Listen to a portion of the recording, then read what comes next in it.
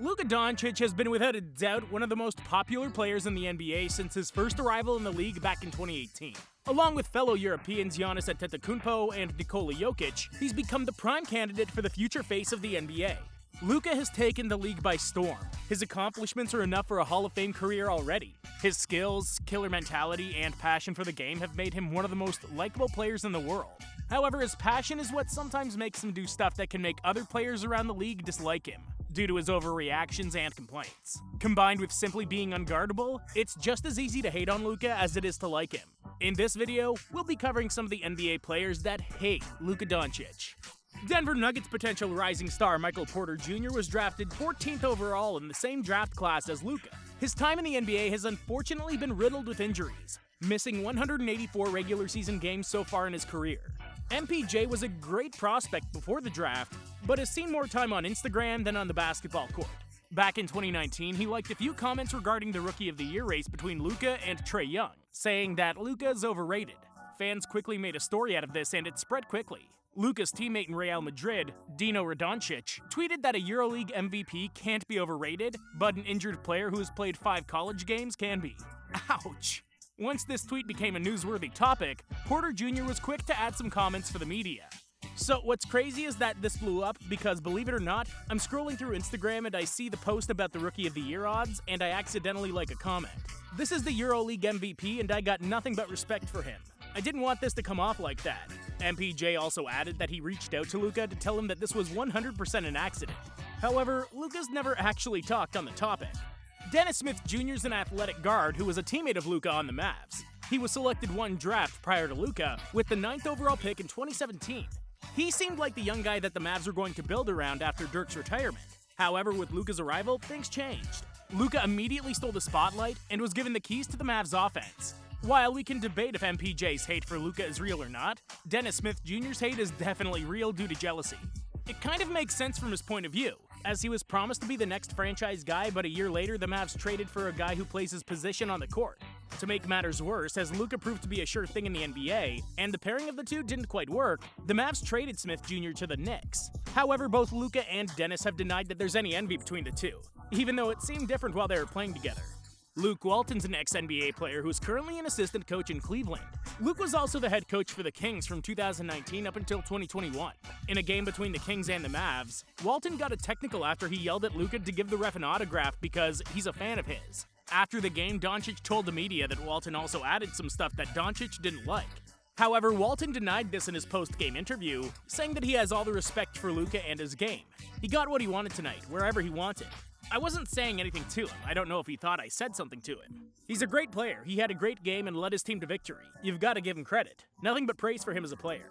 Another ex-NBA player associated with the Kings at the time when Luke Walton was the head coach is a former member of the Showtime Lakers, Vlade Divac, whose hate towards Luka is transgenerational, as he supposedly doesn't like Luka's father as well.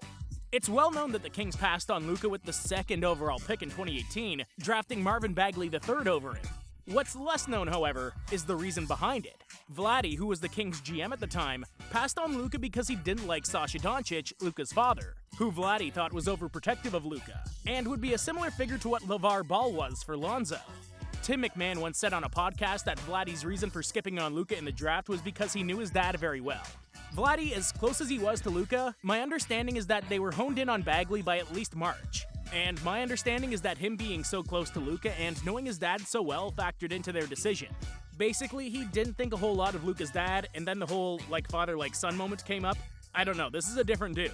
If Vlade had put his feelings to the side, the Kings would have had a backcourt of De'Aaron Fox and Luka Doncic right now. And God knows what the two of them would be capable of. Safe to say you messed that one up, Vlade. Marquese Chriss had a slow start to his career, but saw a bit of a turn of events during his time with the Warriors when they struggled and tanked for a better draft spot, so Chriss got plenty of playing time. In a game between the Warriors and Mavs, when Chriss grabbed the rebound, Luka swiped and tried to steal the ball from him, to which Chriss smiled. He seemingly took offense to this, because when the ball got loose just a couple of seconds later, he looked for contact, and after he and Luka were tied up, he pushed Luka with his hands. Luka stood back up and started attacking Chriss. This move cost Chriss $35,000. Chriss didn't add any comments after the game, but the bad blood is seemingly no more, since the two of them are now teammates on the Mavs. The Luka-Clippers rivalry has given us some heated moments between players from both teams. As they've met in the playoffs twice, with the atmosphere already hot, Luka's gotten into trouble with plenty of Clippers players so far.